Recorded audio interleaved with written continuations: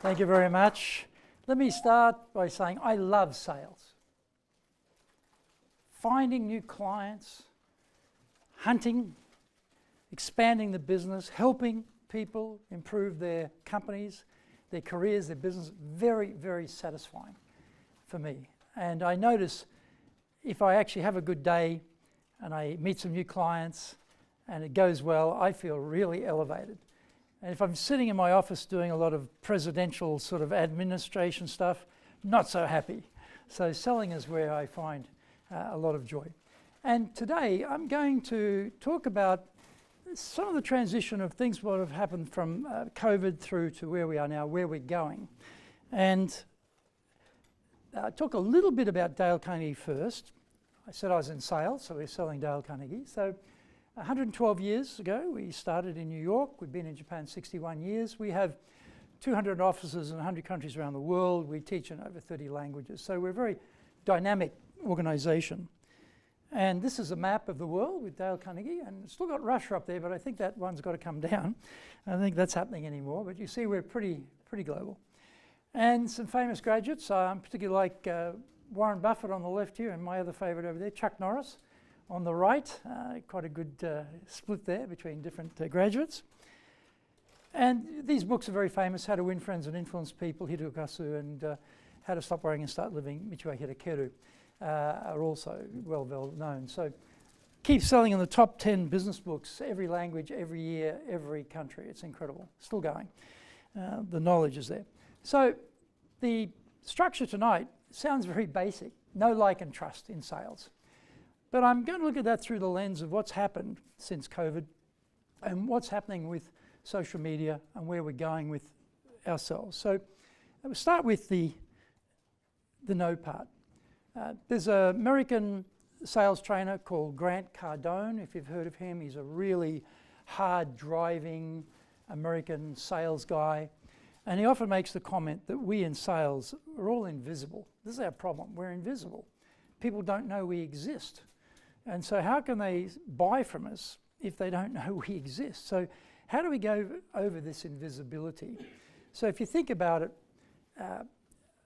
how do we become known in a world which is just packed with media, 1-minute reels now on all sorts of social media, concentration spans are getting shorter and shorter.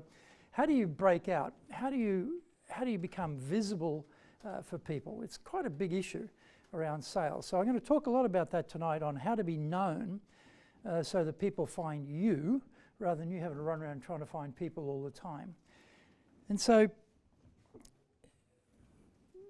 during COVID, networking just disappeared. There was no networking. ACCJ would run events, they would be online. You're in this tiny little box on the screen. You can't talk to anybody else, maybe the speaker or the panel perhaps, you can interact with them. But very frustrating, very, very frustrating to try and get hold of people. Fortunately, that's gone. And I'm looking at David over there. He's been at more this week than I've been. I think that we were in common, but at least 3 of them, networking events this week. So being able to get out and meet you tonight, exchange business cards, find out what you're doing, that I think is a really essential part of sales, which we were denied for 3 years. So now we have the opportunity, and I think for all of us, we should be saying how many activities, how many events can I physically get to, and make that a priority, because the clients don't know us. And then I'll give you an example. I had a business meeting today. Big company. I met the gentleman at a networking event. I followed up. He said, okay, let's meet. Okay, brought his talent head. He was there, another person's there, understanding what they need. I realized straight away I had 3 solutions for them which matched perfectly with what they needed. Now, they realized that too. Oh, this is great. You know, we haven't talked about money yet. We didn't even raise the subject of money today. We just talked about match of solution for need, right, at that stage. We'll get to the money part in a moment. But that would never have happened if I hadn't gone to that event, I hadn't connected with him. And this is going on constantly. So I really want to encourage everybody, get out there and network, go to as many events as you can. Now, not everybody is going to be a potential client, right? And probably within 10, 15 seconds, you should be able to tell if this person is a potential client. I can tell in 10 to 15 seconds if they're a potential client. If they're not, I have a charming conversation, and then I move on. And I find someone who might be a client, because my time is limited, networking event time is limited. I've got to try and meet as many people. We call it working the room in sales, right? Work the room, find out where the buyers are. So I encourage everyone to take the opportunity that COVID allows us, after it ended, to come back and do networking, because that's where the clients are. And we become visible to those clients where we weren't before. So it's such a big relief to be able to do that again. The other thing is, is cold calling during COVID was a nightmare. I realized during COVID, I didn't capture people's mobile phone numbers, or their cards don't have their mobile phone numbers, and they're all at home.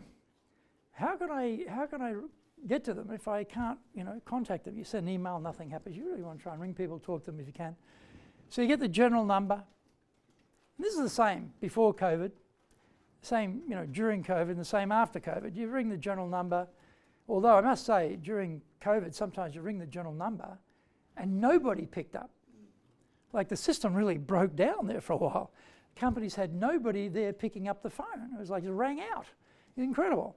Anyway, but someone does pick up. It's usually some rather junior person who's been threatened. If they put any salespeople through their boss, they're going to be kicked out of the company and beaten on the way out the door. So they are not helpful. They're savage beasts to get rid of salespeople like us, right? So it's tough. And they're hard to break through. And after COVID, nothing's changed. Those savage beasts are still there picking up the phone, getting rid of salespeople. So what I suggest for everyone was during COVID, and I suggest it now, is that same individual, that same person, if you send a mail piece, physical mail piece, to the company with that person's address on it that you're trying to get to, that person who will not let you get to speak with the person you want to contact, the buyer, will diligently take that package to their desk, will not open it, and will place it on their desk for you. So you can get straight to the buyer through a snail mail and get around the cold call problem of trying to be able to physically speak with people. So cold calling didn't get any easier during COVID, but it's still no easier now. It's hard. There's a place for it. I think we've got to be snipers with cold calling. We identify companies we think are a good match for our services, and we try and identify individuals we think are going to be the key decision makers, and we should try and target them. We should try and get through, and if we can't get through by phone or email, send them something that's going to intrigue their interest, arouse an eager desire to buy from you from the piece that you sent to them. So what about social media? Where are your buyers? What are your buyers looking at? Which particular platform are they on? Are you on that same platform? Can you find out what they're doing in their social media because you're sharing the same information? They're there. So how do we become visible to our clients through social media? Okay. So this is very interesting. I went to Bing, put in a search on top 10 platforms in Japan for social media. Got a bunch of numbers. I checked it against ChatGPT, different set of numbers. I tried 3 or 4 different organizations, and the number variation in some cases was massive. Directionally, the order was pretty similar, but the actual numbers they were quoting were really astonishingly at variance. And YouTube is a monster in Japan. So are you on YouTube? I know most of you are not on YouTube. I had a look at your YouTube sites. Okay. How about Line? Line's big. Advertising online could be something. I'm online, you online. Twitter, now called X, again, big in Japan. Instagram, again, big. Facebook, not so big. TikTok, not so big in Japan. Not so big in Japan. Pinterest, not big. And LinkedIn, not very big. But for me, a lot of my clients are my target are expat CEOs who have decision-making power, but their staff are all Japanese, right? And my Japanese staff, they target the Japanese level, but as a foreigner, I can go in at that level and try and get to the CEO to have a conversation about how we can help them. So LinkedIn, for me personally, is not a bad platform, because a lot of foreigners are on LinkedIn, and a lot of people in this room are on LinkedIn, but some of you are not, right? Some of you just, it's for you're Japanese, you're not on LinkedIn much, you know, because it's thought to be a wrong sort of site for you. So my point is, which platform are your clients on? And if they are on that platform, do they see you there? I'm not sure TikTok is a platform for my demographic, but I'm thinking about trying it. LinkedIn certainly is. Twitter, X certainly is. Facebook, yes. Certainly. YouTube, certainly. So which one's for you? Where's the attention sit? Now, one of the problems with when you put content up, and one thing I noticed, I don't think there's anybody I saw in this room who's put up content recently, I mean, let's say last 6 months, which was your original content. I saw a lot of people reposting other people's original content. I saw a lot of that. I went and had a look at your social media before this meeting. I saw you hopping on the bandwagon of other people's original content, but your own original content is not there. Okay? Just about everybody. So I think there's an opportunity for you. Now, you might think, well, look, I don't know what to write, or I can't write, or whatever. ChatGPT or one of these AI models will help me, which it will. If I ask AI, do a draft of this talk tonight, how it would look, it'll come up with something quite solid, a little bit generic at this point, to be honest. And so the barriers to entry are now very, very low using AI for content creation. What it means, though, is you've got to differentiate so you can compete with people who are putting up stuff through AI. So your content is a bit more personalized. Your content is a bit cleverer. Your content is a bit more on target for that buyer, differentiated.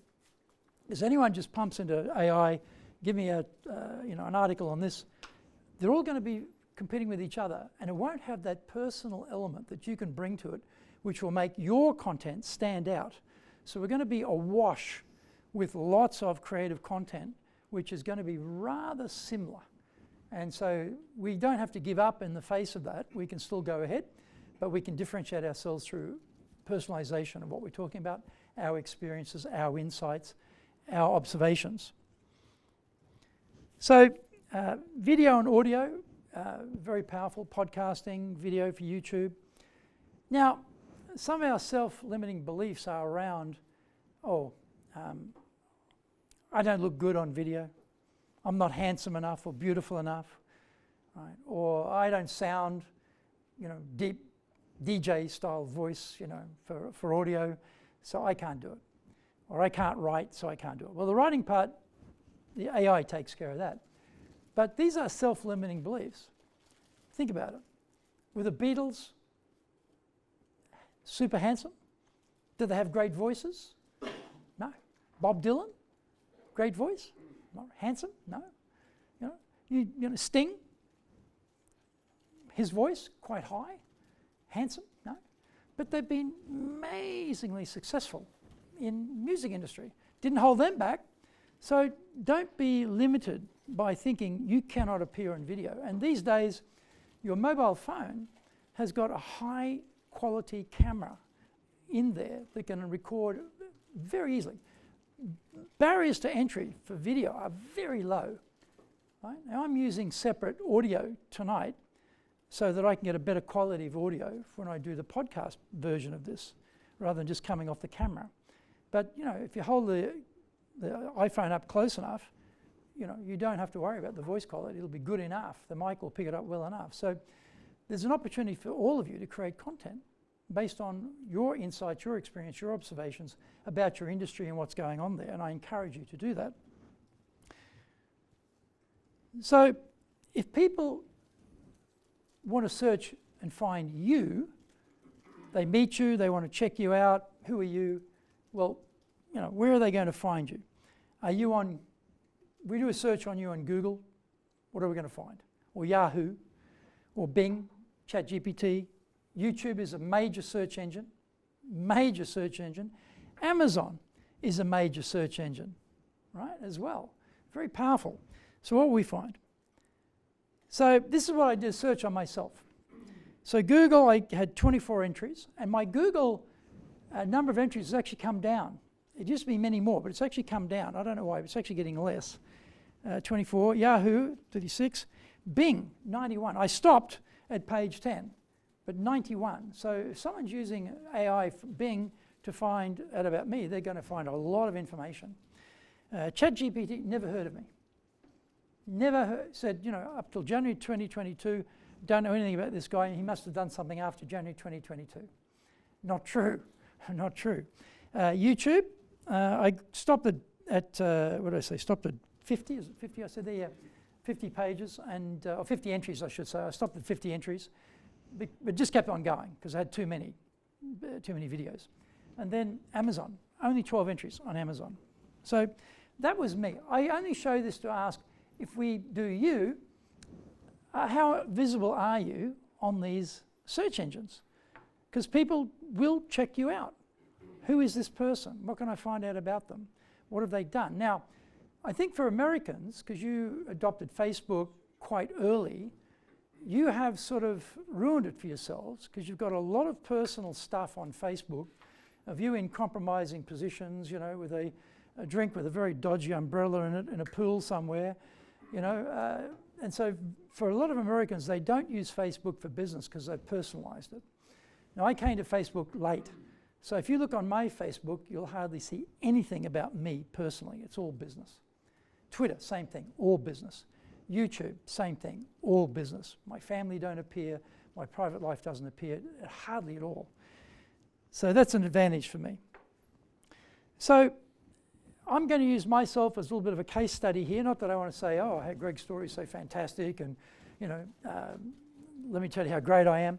I'm just taking myself and I'm showing you what I've done to stimulate your thinking about what's possible for you in terms of getting known by clients. So this is my LinkedIn page, and you'll notice I'm Dr. Greg Story, brackets, franchise owner, master trainer, best-selling author, leadership, sales, presentations, Tokyo.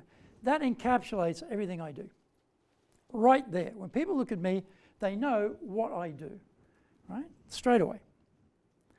And then this one, last 7 days, my LinkedIn posts had 11,117 impressions on LinkedIn.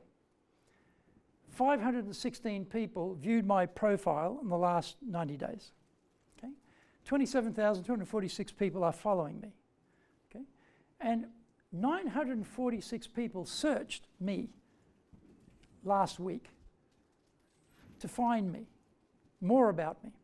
If we do this for you, and you look at your analytics, what would the numbers show?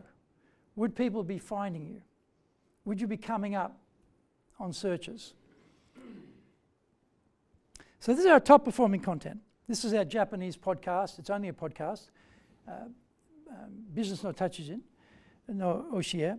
This podcast has 71,700 downloads so far. Okay, it's been going about, I think we're up to episode 69, so a bit over a year.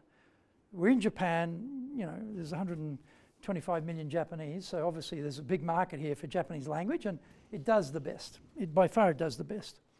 And then you see here, last 30 days, 2,556 people were accessing that podcast. So it's very, very high performing. This is the next high performing Leadership Japan series. This is one in English. 70,617 people have downloaded this one. And we look here. Last 30 days, 542 people download that podcast and listen to it. So English, obviously a smaller market than Japanese, and but still substantial connections. Some of the people in this room have been on my podcast for Japan's Top Business Interviews. And so this one also performs very well, 22,000. This has been going for up to episode 181, lands on Saturday. So you can work it out, basically a little bit over 3 years. So that's accumulation of 3 years for that one. And then again, last 30 days, 719 people listened to that podcast, or one of the podcasts. Sales Japan series, we've got 29,000 people listened to that. So far, we're about 380 odd episodes, so how many years is that? Presentation Japan series, about 20,000. Same, it's been going for the last, about the same, 380 something episodes. This is Japanese, Business Pro Terebi. It's both TV and audio. We strip the audio out from the video. We do it as a podcast. Not getting a lot of traction as a podcast, only about 8,000. It's been going for, we've done 90 episodes, so it's fortnightly. So it's been going for a little while.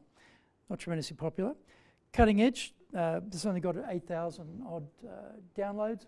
This has been going since about 2018, not so many. And Japan Business Mastery Show, been going the same period of time. It's got a bit less, 7,000. So YouTube channel, we have 2,353 videos up on YouTube, which is quite a substantial number. And we've got 1,830 people subscribing to that, which isn't a huge number, but it's not bad. It's not bad. We'd like it to be a lot more, of course.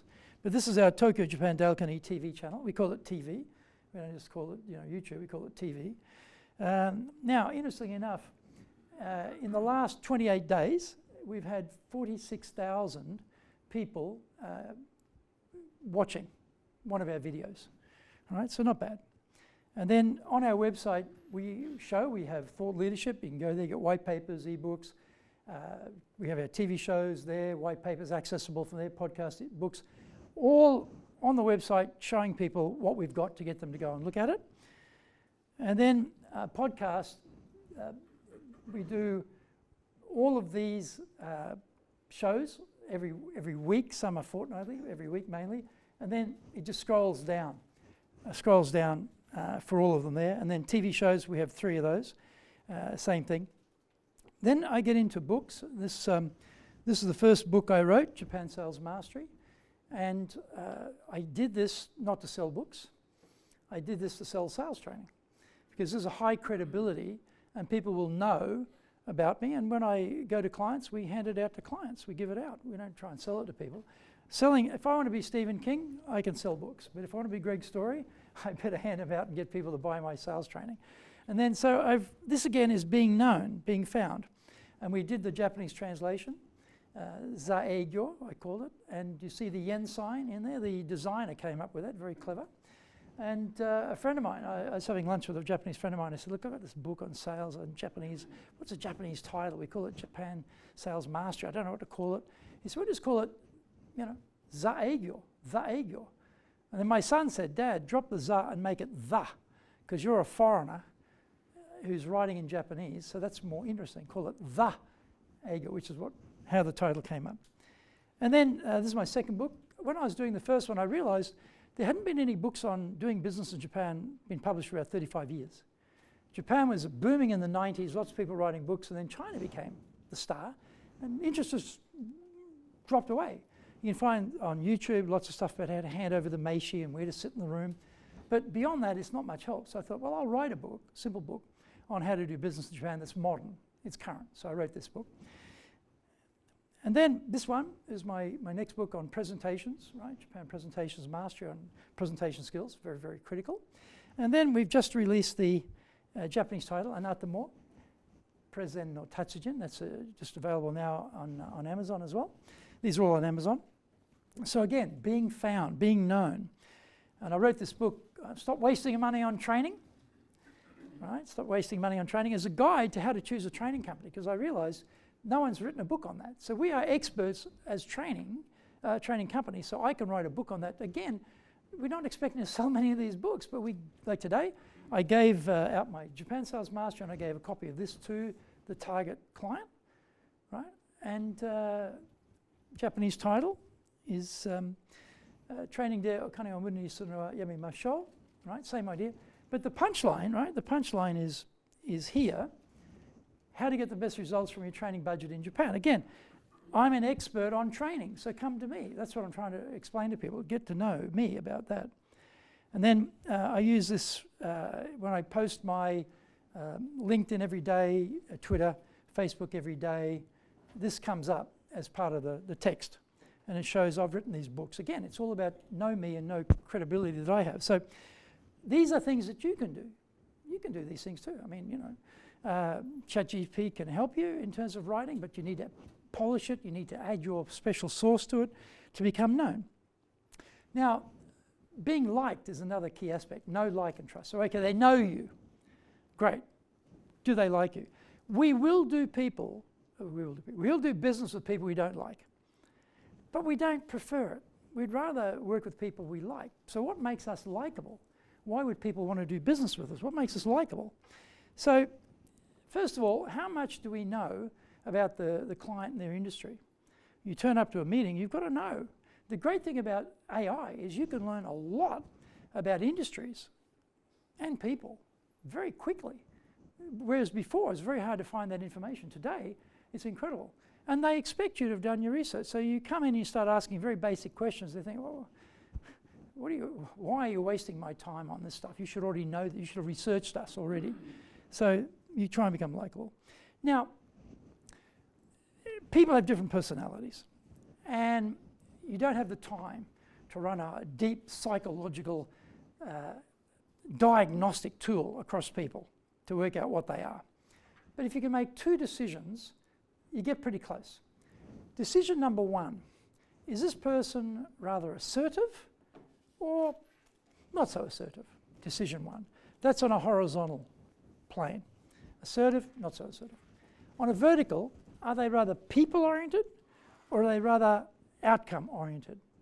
When you hear them talk, they talk about people, they talk about KPIs, talk about ROI, talk about the revenue. What are they talking about? What's the conversation like? Where are they focused? So when you know that, you can start to place people. So I remember it's a European company, very famous company. New president arrived. I was meeting the president for the first time. He comes in the room. I was already there before him, came in the meeting room.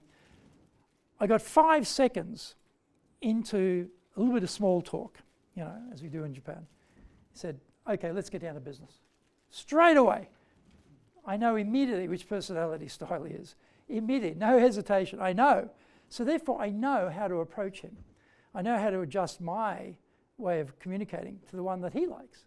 Now, you don't have to become schizophrenic. I'm the same person.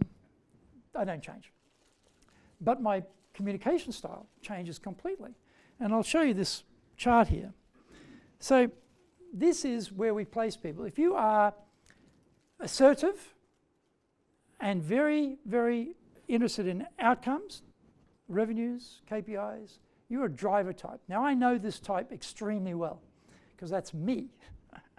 And if I meet a fellow driver, it's very easy. I know what they like, I know how to talk to them. They have time is money, don't waste my time, get to the point, get out of my office. I know how to treat them. The opposite though is the amiable. Let's have a cup of tea. Let's get to know each other. I can't come in with a big strong sales guy presence with that type of person. I have to drop my voice down, drop my energy down. With the driver, if I'm soft and quietly spoken and low energy, I've got to drive it right up.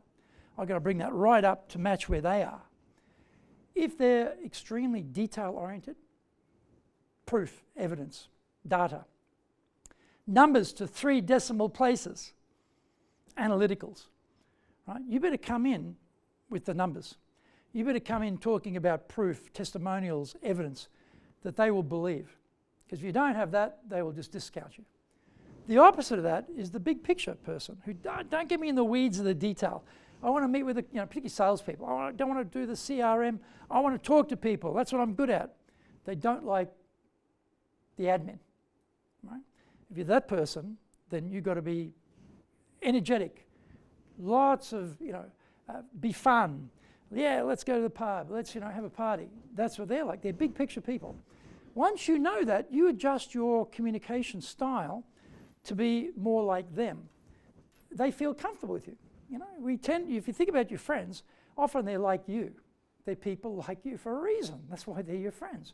So I always think, if I can, doesn't always happen, but my fundamental idea is I try to make every one of my clients my friend.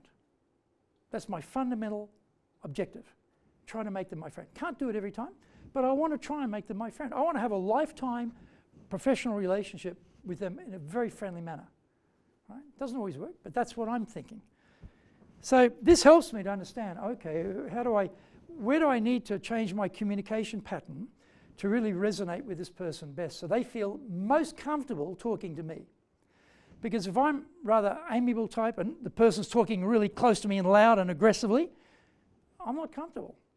But if I'm a driver and they've got this little quiet voice and hardly any energy, and it's like, get out of my office, you're just wasting my time here. It doesn't grab them. You know? So we've got to work out where they are.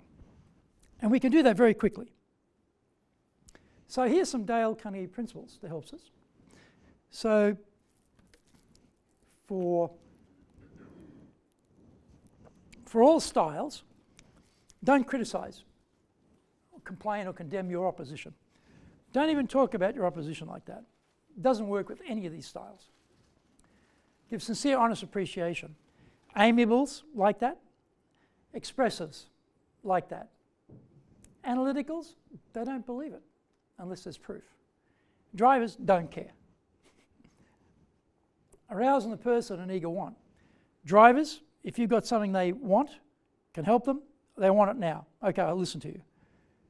Now maybe analyticals will listen to you if you've got something around the numbers that resonates with them, they want to know more, that sounds good. You know, expressives, you know, if you are a fun person to be with, and we're gonna really blow up this business, we're gonna really drive the sales up, we're gonna get all these new clients, that's exciting to them. That's what they want. And if you can help them deliver that, they want to know. And also, number 4, become genuinely interested in people. Amiables are like that, expressives are like that, analyticals don't care, drivers don't care. Right? Smile, works with everybody, Drivers, analyticals, not as much as amiables and expressives, but still, always nice to smile. And then we look at person's name. Drivers tend to have big egos. They like the sound of their own name. Expressives are very people-oriented. They like the sound of their own name. Amiables like the sound of their own name. Analyticals don't care. Not interested. Show me the 3 decimal places. Okay? Be a good listener. Encourage others to talk about themselves. Amiables, if you warm them up, they will talk about themselves, but they're a bit reserved. Analyticals, not interested in talking to you about themselves. Drivers, they love to talk about themselves. Expressives love to talk about themselves because they're important people. Okay? And then talk in terms of the other person's interests. Well, all of them.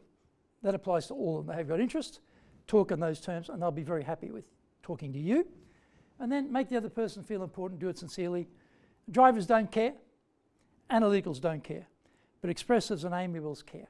So we can take these principles and adopt these for the different personality styles and be very effective in having people like us. Trust is the next one. So I'm going to use a Japanese word called kokoro gamai. In the introduction, Eric mentioned that I'm a rokudan, a 6-dan in Shitoru Karate. So this kokoro gamai, it's a concept of, I call it in English, true intention. Kokoro in Japanese means the spirit, the heart, but it's a little bit more nuanced than that. It's about what is your intention? What are you trying to do? And gamai is a phonetic change from kamai. In karate, we might have our fighting kamai, our position, our stance on something. So what this talks about in sales is when you're dealing with clients, what's your true intention? What are you trying to do? For example, if you know Zig Ziglar, passed away a few years ago, very famous American sales coach. This is a really profound saying. Really profound saying. You can get everything you want in this life if you just help enough other people get what they want. That is very profound. And in sales, this is how we've got to be thinking. You know, this is how you build a trust because you're trying to help them get what they want, not what you want. It's the same idea as this. You know, if inside the buyer's benefit and advantage, right, and interest are your interests, it's a win-win. And that's what we want, a win-win. We don't want a win-lose or lose-win. We want a win-win. So trust comes from what's your true intention. If your sales manager has got his jackboot on your neck, on your throat, about numbers this month and telling you to sell the highest margin products, you're in the wrong company. You should get the hell out of there right now, because that's not the environment you want to be in. You want to be in a company that says, we're here to build up long-term relationship with partners, and interests of the client are the premier interest for us, and we're going to serve that, and in their interest and success will be our success. So that's the true intention, is helping the client succeed, and therefore you will succeed, as Zig Ziglar made the point. But is that your intention? Is that your starting point? Is that the spark in you every day when you get up? Or is it, if I sell this, I'm going to make a lot of money. I get a big bonus, I get a big commission. We're not looking for transactional business. We're looking for lifetime partners. If you are in a transactional business, I feel sorry for you. I hope there's a lot of money attached to it, because it's very unrewarding. Very unrewarding. I met an American sales guy. He's working here now. He said that when he was younger, he was selling meat products in the States. He could never go back to the same town twice because the quality was bad. And he would sell people this meat product and keep moving. Transactional. No, not what we want. I think we should be going for a lifetime trusted partner. Makes everything easier. So what's our true intention? Now, brands we know are popular because it's a trust. You buy a particular bag or a car or whatever it might be, based on the brand, you know what you're getting. We love brands. Brands give us reassurance that the purchase is going to be safe and sound, and it's the right thing we should do. We are brands. Everyone in this room, you are a personal brand. And if your brand is strong and true intention is right, people will trust you. Right? So think about, what is your personal brand and how do you demonstrate that? You've got all of this social media to use to demonstrate your personal brand. Push out your image, whatever it is that you're saying on those videos. What's the content of what you're saying? So know, like, and trust is a very old idea in sales, but it's very fundamental. Today with social media, we need to be known. I'd like to encourage all of you to start posting stuff on social media of your creation based on your insights and observations and experiences in your business. I'd encourage you to use video. Look at those numbers on YouTube. Now, David's on YouTube. He has an excellent video. Looked great. That's right. We worked on that together. But there's, tons of videos of me. It's not because I need to put videos up there to stroke my ego. My ego is already big enough already. But I do that to project confirmation to the potential buyer. You can trust me. I know I'm an expert in this area. I'm reliable. I'm friendly. And we do it that way. So I encourage you. Video is good. If you can start a podcast. Now, I got suckered by a very large search engine company, whose name I won't mention, who in 2018 said, we are going to search, in addition to text, by audio. And I thought, bingo. There are lots and lots of people doing text. Very, very red ocean to swim in that one. But audio, that's a blue ocean. Not so many people are doing audio. So I went from doing 3 podcasts a week to doing 6 a week, thinking with this big search engine is going to be accessing my audio and pushing me up. Didn't happen. I'm still waiting. Where is my audio that's supposed to be getting me, top of the search engine here? Hasn't happened yet. But things are changing all the time with new things coming up. And we have the capacity now to access those things. So I encourage you to do that. The like part, think about who you're talking to, adjust your communication style to something they're comfortable with, and think about using those Dale Carnegie principles with them when you're with them so that they feel very comfortable with you, they like you. And then finally, trust. What's your kokotogamai? What's your true intention? What are you trying to do with that client? Is it for them you're making the sale, or is it for you you're making the sale? If it's for them, you will be successful, have a long career in sales and be very, very well rewarded. If it's for you, it'll be short term and you'll have a happy sales life. So don't go for that. Know, like, and trust, a very simple idea. I hope that you can all get a chance to start appearing in social media with your content, building up your personal brand. So thank you very much, and I'll open up for any questions you may have.